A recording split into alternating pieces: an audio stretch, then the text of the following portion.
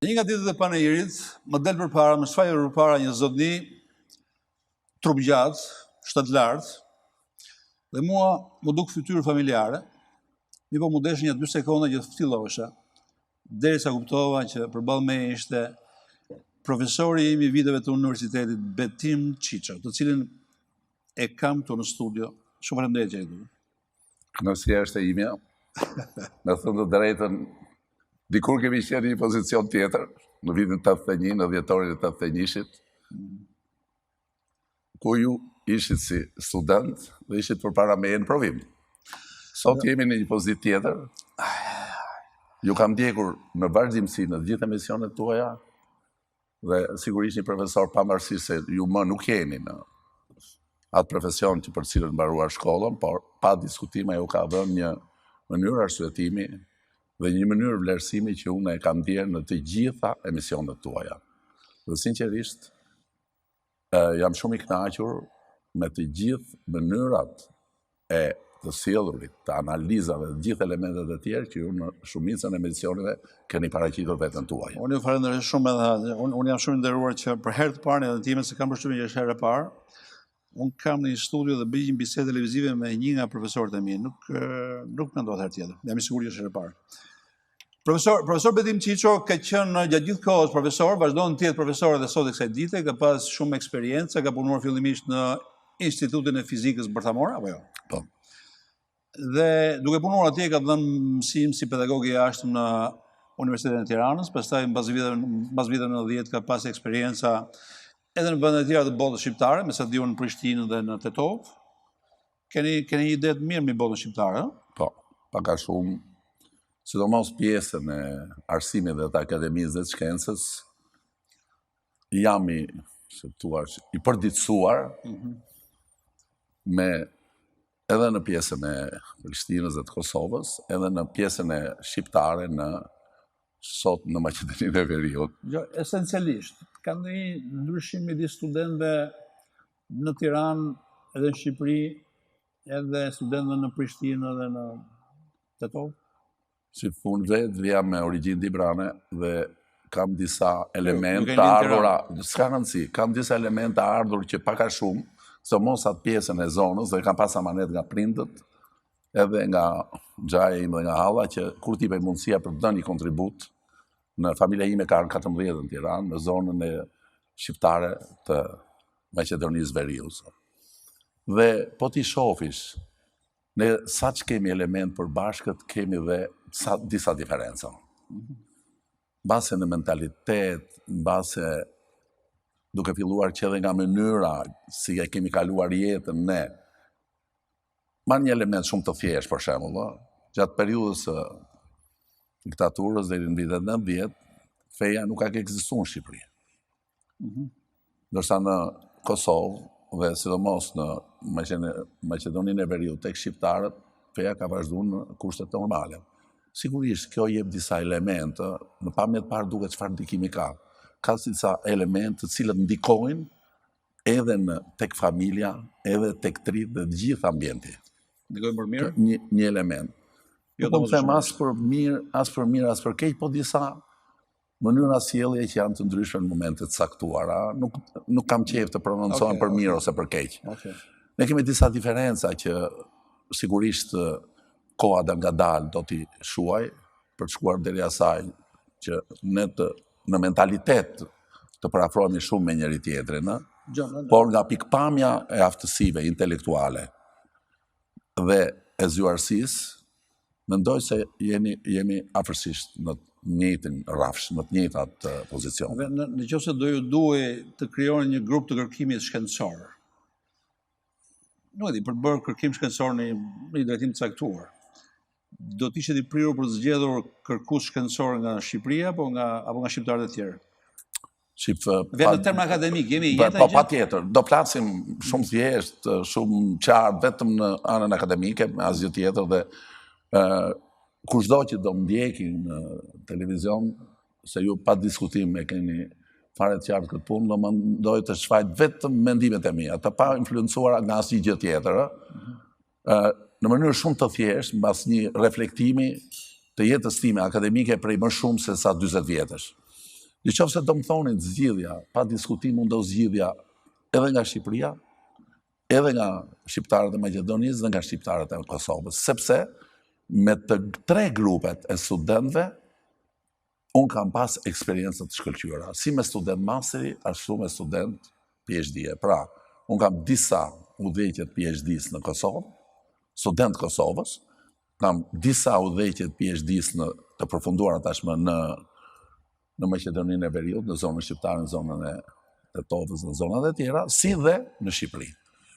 Me thënë të drejtën, po të mipi e mundësi do krijohet grupet shkëlqyera, dhe këtë e shoh si një element, i cili mund të ishte si element fillestar për të bashkuar trevat tona të paktën, si fillim në këto nivele. Dhe unë gjithmonë, kur diskutohet, shoh si mund të bashkohet Shqipëria ose shqiptarët e Shqipërisë me shqiptarët e Kosovës dhe me shqiptarët e Maqedonisë Veriut, sepse gjithë jemi shqiptarë, e shoh gjithmonë, edhe gjithmonë e kam thënë dhe e kam përmendur rastet veçanta dhe nivelet veçanta që duhet filloj nga ky nivel. Edhe disa herë kam bërë disa përpjekje, por pa sukses që të arrija nëpërmjet nivelet caktuar politike që mundesha të paktën të alokoheshin disa fonde për të bërë disa kërkime shkencore, qoftë dhe minimale, që mund të aplikoheshin në fushën ICT-s, që mund të aplikoheshin, ose të TIK-ut, teknologjisë informacion dhe komunikacionit, që mund të aplikoheshin një lloj në Shqipëri, në Kosovë, edhe në pjesët shqiptare. Nuk është se ka mur, nuk ka mur, por mungojnë këto iniciativa. Mungojnë si... Dhe si që na mungojnë ato iniciativat kur diskutojmë lidhje me tregtinë ose me këto gjërat e tjera, ekzistojnë dhe këtu. Por këtu është më thjesht për ta bërë. Dhe unë mendoj që... Në media kemi bërë, një mas sektuar. Ju e keni se keni shtrirë, ju keni shtrirë. Po, ju keni shtrirë dhe keni televizionin klan në Maqedoninë, keni në Kosovë. Pra, mirë, këto janë disa elementë të tjerë që janë shumë pozitiv se diskutoj, por ajo që është më e rëndësishme është që të lidhish të gjitha nivelet e kombit. Unë mendoj që pjesa e universiteteve dhe akademisë është pjesa që duhet filloj tamam kjo, si thush, ky kombinim ose ky bashkërnditje forcash. Profesor, kjo është temë e madhe, se unë shoh që keni edhe inspirimin për të folur lidhur me e kam sepse kam punu, kam dhënë mësim në Prishtinë, dhe pas student mrekullueshëm, kam udhëheq doktoraturën në Universitetin e Prishtinës, dhe kam pas student Kosovës, i kam pas ke Universiteti i Europës së Lindore, ku kam qenë dekan 2 vite, nga 12-14, që kanë mbaruar doktoraturën atje. Por me thënë të drejtën, duke e parë dhe Kosovën sot si shtet, sepse përsëri, nëse do flasim për shqiptarët e Maqedonisë Veriut, ato akoma nuk janë në pozicionin e Kosovës, kuptohet. Mendoj që edhe ato mund të bëjnë shumë më tepër për arsimin. Mund të bëjnë shumë më tepër, sidomos pedagogët atje, do të japin një kontribut shumë më të madh për ta ngritur sa më lart rininë shqiptare. Diçka dosha të shtoja, do më falis dhe vetëm një fjali. Një gjë shumë interesante, unë e kam deklaruar, mos ma kuptoni si nacionalizëm, ku di unë çfarë ta them, por unë po të them që rinia shqiptare, qoftë këtu, qoftë në Maqedoninë e Veriut, qoftë edhe në Kosovë, unë e konsideroj për vete, disave le të vi kej, disave le mos ju vi kej, ta konsideroj si të duan nga pjesët më zgjuara në Europë. Mund të më shofish i qik me paragjykim, nuk e kam fare paragjykim. Jo, nuk e di, nëse mund të thoni këtë në një përpara një audiencë që do të ishte në klasë akademike, po do të ishin gjërat e mbrojnit? Unë e mbroj sepse unë vetë kam lëvizur me studentët e Shqipërisë, student nga Kosova dhe student nga shqiptarët e Malit Zi, në të gjithë aktivitetet, në shumë aktivitetit të DAD-s gjermane, me të gjithë pjesën e ballkanike, dhe aty studentët tanë kanë qenë pjesa më me vlerë e gjithë konferencave, duke folë për studentët, nuk po bëjmë krahasime student me pedagog asnjëherë. Por nga ana e studentëve, sinqerisht e them dhe e mbroj. Kur të duash, më fallafaqo me këtë do të duash.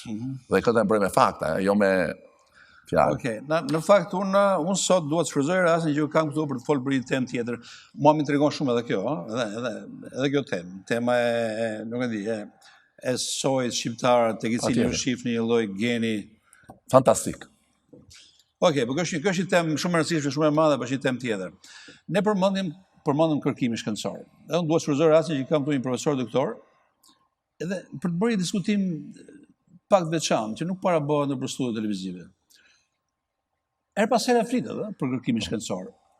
Mua që të jemi sinqert, më duket një diskutim pak i tepërt, sepse unë bëj pyetjen, në vende si Shqipëria kaq të vogla, e para punës janë në gjendje të bëjnë kërkim shkencor? Është interesante që unë do t'i përgjigjem. Do ta fillojmë këtu apo do ta vazhdoni? Patjetër. Jo, kërkimi shkencor nuk është pronë e as individit, e sa asnjë shkolle dhe asnjë vendi. Sigurisht, vendet e zhvilluara kanë mundësitë e kërkimit shkencor shumë të fuqishme. Edhe të mëdha. Të fuqishme nga të gjitha anët, nga pikpamja sidomos nga mbështetja financiare, nga mundësitë e tjera, të gjitha mundësitë. Dhe kjo nuk duhet diskutuar, por ama, sado i vogël të jetë një vend, nëse ka kapacitetet dhe ne gjejmë rrugët dhe mundësitë për ta inicializuar, po e them për ta inicializuar, ma kupto drejt, për të se them arsye pse, dhe më tej për ta vazhduar, më tej, nuk mund të them se ne do bëjmë kërkime për çu raketa në hama, sa është nonsens. Nuk do të them që do bëjmë kërkime teorike për hyjet, ako di unë. Sigurisht, do një nga studentët tanë, që mund të shkojnë në CERN ose diku tjetër, mund të jetë pjesë e këtyre kërkimeve, dhe janë. Por ama, në Shqipëri, sidomos në pjesën e punimeve teorike në fushat e shkencave, natyrisht është shumë vështirë. Pothuajse e pamundur, shumë pak individ. Po ju çka kupton me kërkim shkencor në Shqipëri? Kërkimi shkencor është disa herë është emër shumë i madh dhe disa njerëz kuptojnë që bërë në për laboratore komplekse kështu. Disa herë sot është diçka pjesë e inovacionit. Dhe inovacioni me kërkimin shkencor sot janë shumë afër. Dhe këto e zhvillojnë botën. Çdo element sado i vogël që ti jep një kontribut qoftë dhe minimale, është kërkim shkencor. Se në herë dhe studentët më thonë, mua profesor Betimi, po mirë që këtë punën mendoj se i ka bërë dikush tjetër, në Amerikë, në Gjermani. Jo, i themun, more 10 artikuj, 10 punime në këtë fushë, ti shef që ky ka bërë këtë, ky ka bërë këtë, ky ka bërë këtë. Dhe ti thua, mendon, sepse nga ana intelektuale i një lloj me të tjerët. Atëherë, a të bëj unë këtë ndryshim? A mund ta bëj këtë ndryshim?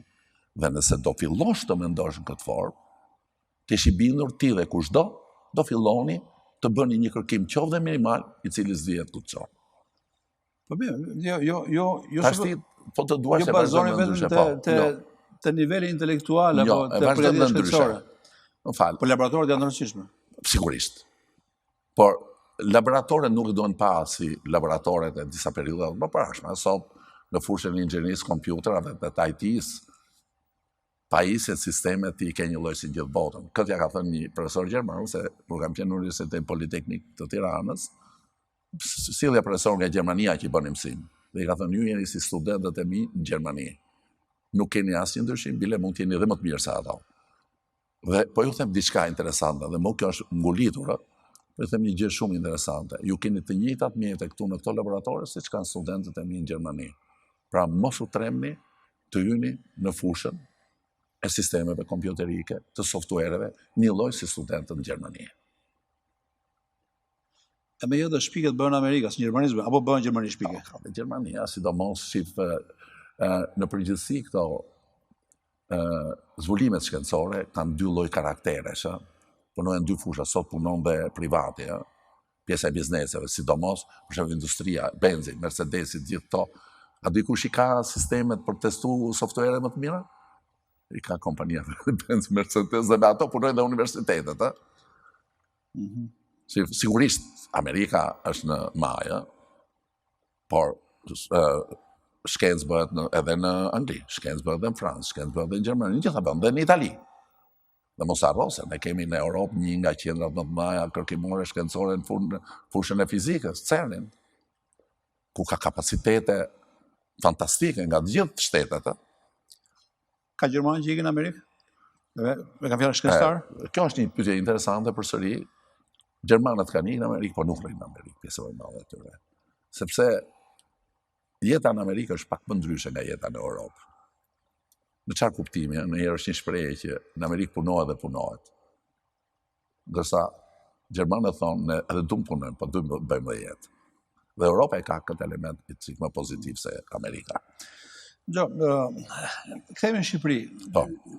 Cilat sipas jush janë fushat ku kërkimi shkencor edhe mund ta shkojnë menje, edhe mund të aplikohet? Nëse do më lejosh, unë do të paraqes disa mendime, janë totalisht vetëm mendime të mia, të pandikuara nga asnjë element. Janë refleksione të një jete time shumë të gjatë në kërkim shkencor dhe në akademi, dhe do doja që këto reflektime t'i shpreh këtu në këtë emision, meqense më dhej këtë mundësi. Do ta filloja nga një element shumë i rëndësishëm. A ka realisht një kërkim shkencor në Shqipëri, në këto fushat e mia, nuk po flas as për letërsinë, as për gjuhësinë, as për këto shkencat të tjera, kryesisht në këto shkencët e natyrës, dhe sidomos në fushën e etikut ose të ICT, siç e themi ne në anglisht. Elementë të tillë ka. Po t'ju thosh, bëhet kërkim shkencor, kjo është një fjalë shumë e madhe. Pse? Duhet të ekzistojë si hierarkia e kërkimit shkencor, ashtu dhe grupet e kërkimit shkencor, dhe grupe tashmë solide, cilët e kanë këtë kërkim shkencor prej vitesh. Kjo mungon në Shqipëri. Çfarë mund të bëjë? Një nga elementet kryesor që mund të fillonte, se të fillosh kërkimin shkencor, të stabilizosh nuk është puna as një viti as 2 vite, nuk është se të marrish tull allaç, projektor një shtëpi dhe bëre një pallata, ton periudhën e vetë. Dhe në filozofinë dhe në përfytyrimet e mia të paktën nëse ne do ta fillojmë sot për një 10 vjeçar mund ta stabilizojmë. Si? Ne duhet, shteti shqiptar, së bashku me Akademinë e Shkencave, së bashku me universitetet, duhet mendoj që në lidhje me zhvillimin e Shqipërisë, dhe atje ku me të vërtet Shqipëria, se unë nuk e shoh kërkimin shkencor të ndarë nga ekonomia shqiptare, kërkimi shkencor në një farmacie duhet të japi kontribut për ekonominë shqiptare. Nuk duhet bëjmë kërkim shkencor thjesht për të kalur rrallën, ose shkruajmë ca punime dhe themi ja bona kërkim shkencor. Nëse ne do të përcaktojmë disa fusha prioritare, po themi 10, 15, 20 fusha prioritare, ku ne duhet përgatisim kapacitetet e nevojshme intelektuale, pra burimet njerëzore, dhe më tutje të kemi dhe mbështetjen financiare për të zhvilluar këto drejtime, unë jam i bindur që në një periudhë 10 vjeçare mund bëjmë një kërkim shkencor ku t'i afrohemi shumë afër Europës. Si e gjykoj unë dhe si mund ta bëjmë, sepse është një fjalë e thjeshtë ta thosh këtë formë. Ju vetë, për çka keni nevojë në këtë moment? Ju mund të çoni një kërkues shkencor, ju bëni kërkim shkencor? Kërkues i vërtet shkencor kam qenë 26 vjet në Institutin e Fizikës Bërthamore, ku ne merreshim vetëm me kërkim shkencor. Kishim vështirësitë tona, na duhet vinte një punim 3 muaj, një libër 6 muaj, e kupton? Por sido që të jetë, duke pas një lidhje me Agjencinë Atomike, ne kishim disa mundësi në raport me të tjera më të mira për të bërë kërkimin shkencor. Po sot nuk ka kërkues shkencor në Shqipëri. Nuk du të jem krejt mohues. Ashtu siç nuk du të them që kërkimi shkencor është i stabilizuar dhe mirë në Shqipëri, pavarësisht se tendohet në shumë raste të thotë që ne bëjmë kërkim shkencor. Po janë përpjekje individuale apo kolegjiale? Janë tepër, po, janë përpjekje individuale, janë përpjekje që shpeshherë janë munduar nëpërmjet ligjit të arsimit të lartë dhe shkencës të fusin ato nocione që duhen, duke krijuar disa grupe të kërkimit shkencor, vendosin drejtues grupesh, por këto janë vetëm elemente jashtëm. Nëse këto grupe nuk ekzistojnë realisht dhe bëjnë kërkim shkencor realisht, nuk mund të themi se kërkimi shkencor. Dhe një element që tregon që ne jemi larg kërkimit shkencor vërtet është pjesëmarrja jonë në këto programet europiane, siç është tash Horizon 2020, ose edhe më parapara, unë kam qenë pjesëtar në FP6-ën, FP7-ën. Mendoj se do kem edhe një projekt në Horizon 2020 në një të ardhmen shumë shpejt. Është pjesëmarrje modeste. Pjesëmarrje me të tjerët, modeste. por duhet. Pra, sa të tilla kemi në Shqipëri, po të ndërmërojnë ose kemi asnjë, o kemi një ose dy. Pra kjo tregon që ne nuk kemi kërkim shkencor, ku mund të ingranohemi sa më mirë me Europën. Por atëherë ç'mund bëjmë, dhe në këtë element këtu, ne mendojmë të integrohemi në Europë. Atëherë, ne kemi ca detyra për të bërë, për të plotësuar ato që na janë dhënë. Nuk du me hy në arsye, ati kemi realizuar, shtjetër gjë. Por ama ne duhet hymë edhe me këtë pjesë, me pjesën akademike dhe shkencore. Dhe këtu, unë mendoj që Europa ka detyrën e vetë për ta mbështetur. Si mund ta mbështesi? Po ne përmenda ata. Fatkeqësisht nuk rastisa në një takim që u bërë këtu në ato diasporës, isha në një konferencë dhe më duhet ikja patjetër në Bullgari, se këto mendime do t'i isha shfaqje atje dhe jam shumë i kënaqur që ma dhe këtë mundësi. Unë jam i mendimit i kam shprehur në një aktivitet para se të fillonte Horizon 2020 në Vjenë. Gjithë ideja është që nëse ne marrim, kemi përcaktuar 10, 15, 20 drejtime kryesore dhe ne marrim kualitete që ne i kemi, nga mosha 25-35 vjeçare, që mund të kenë marrë universitetet tu dhe kanë filluar diçka, ose nga të gjithë ato që kanë marrë doktoratura dhe punojnë dhe jashtë. Dhe i grupojmë në grupe 5 deri në 10 veta, në këto 15-20 drejtime, dhe i kërkojmë Europës këto grupe që ne mendojmë të përgatisim në të ardhmen, që të punojnë direkt në kërkimin e vërtet shkencor, na i shpërndaj në të gjithë shtetet veçanta që marrin pjesë në një projekt të vërtet shkencor, dhe të punojmë bashkë me to.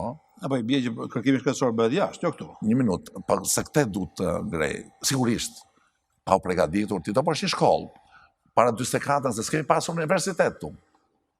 Kanë marru jashtë apo jo. Dhe ato vinin këtu dhe i fshin kontributin e tyre.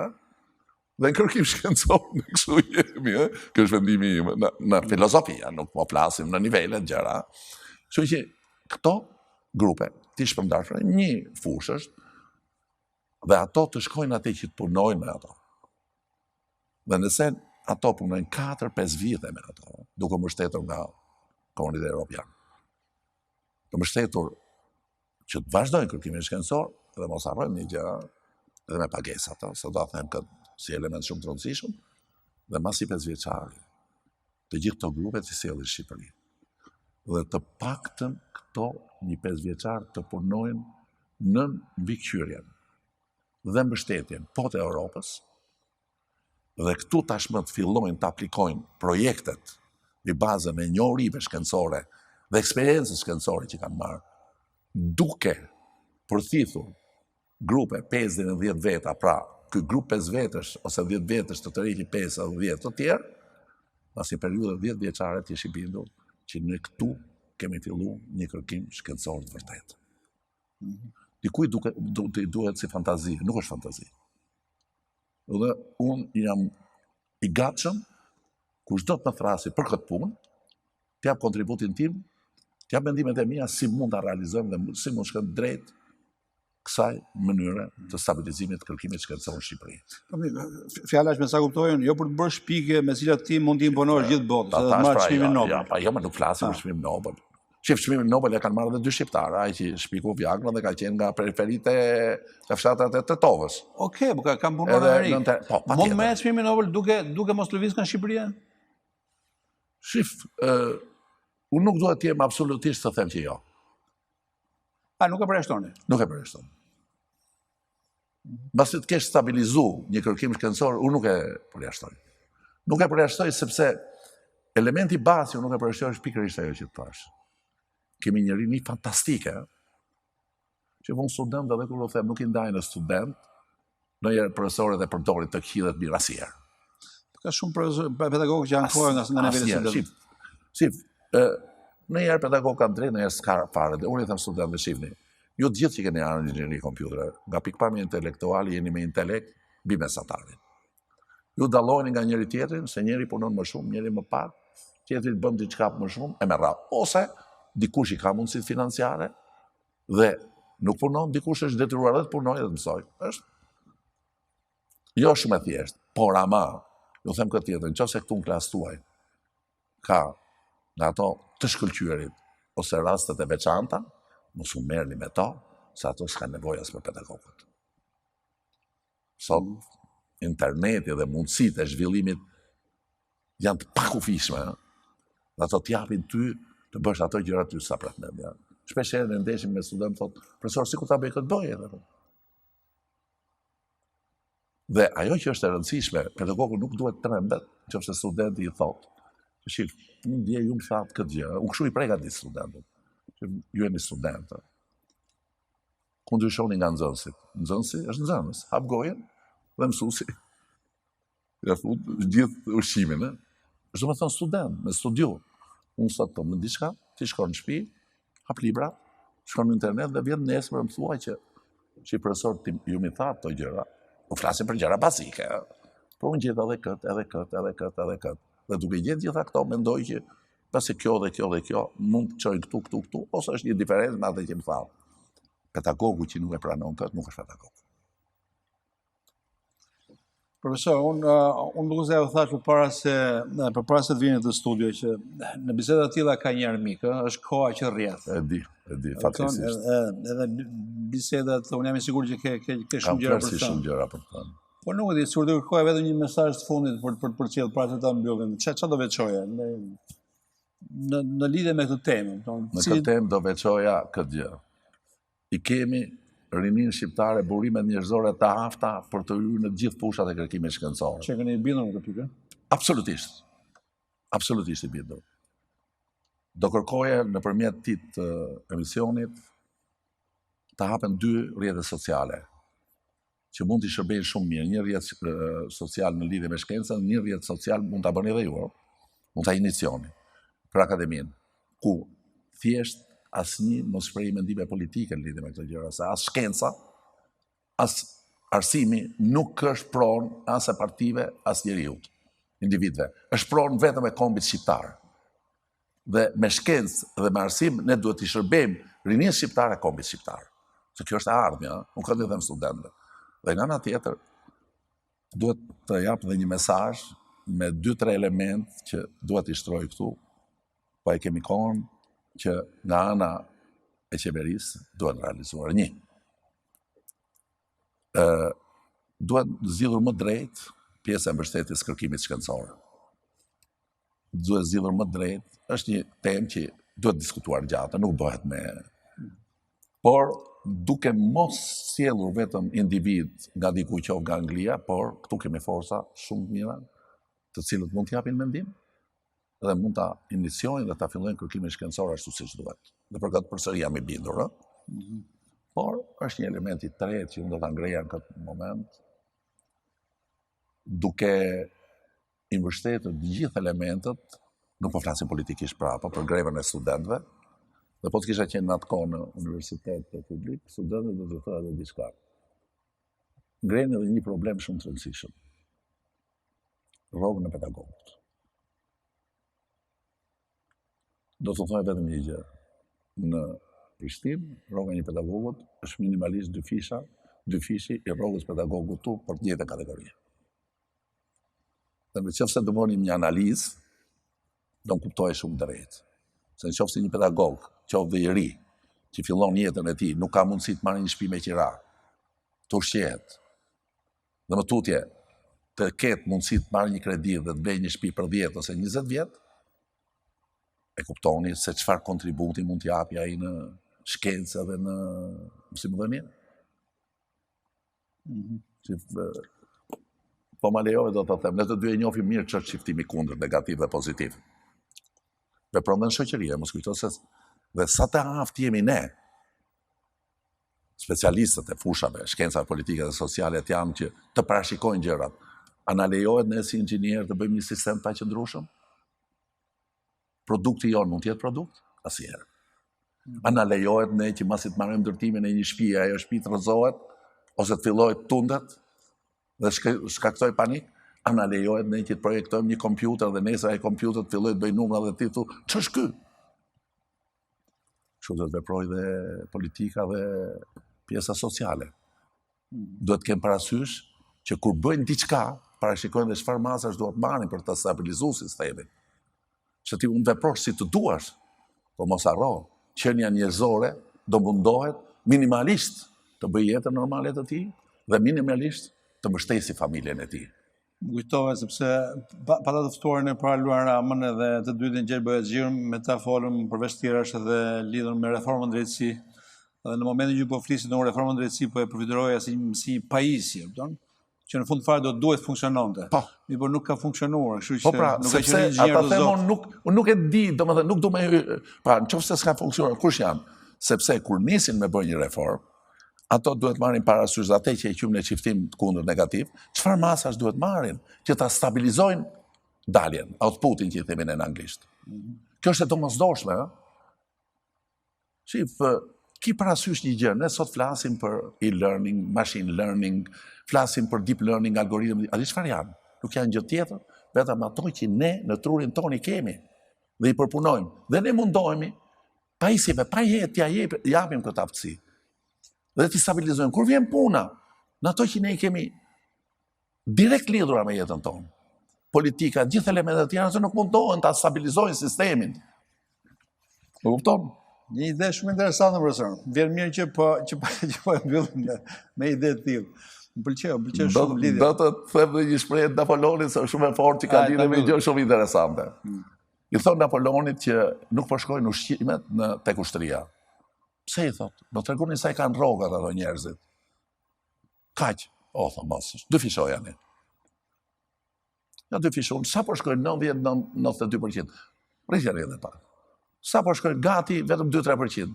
Kapin e ajdutët ishte një kokën. Mesazhi është i qartë. Profesor Betim Çiço, të falenderoj shumë që ishe në studion time.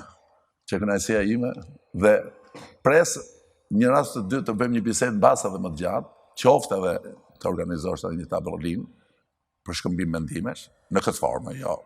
Nuk pëlqejnë ato për të kriju shërë, absolutisht.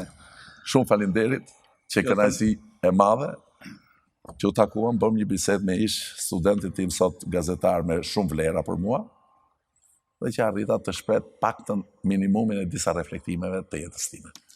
Të falenderoj shumë edhe një herë. Edhe unë nga ime. Mirë dhe kjo ishte biseda që unë patëm me profesor doktor Betim Çiçon. Këtu në këtë studios sonte kanë pasur edhe Luan Ramën dhe Gjergj Bojaxhiun. Ky është dhe fundi i programit Provokacija për sonte. Bashkë do shifemi ditën e martë në orën 21. Deri atëherë, tung!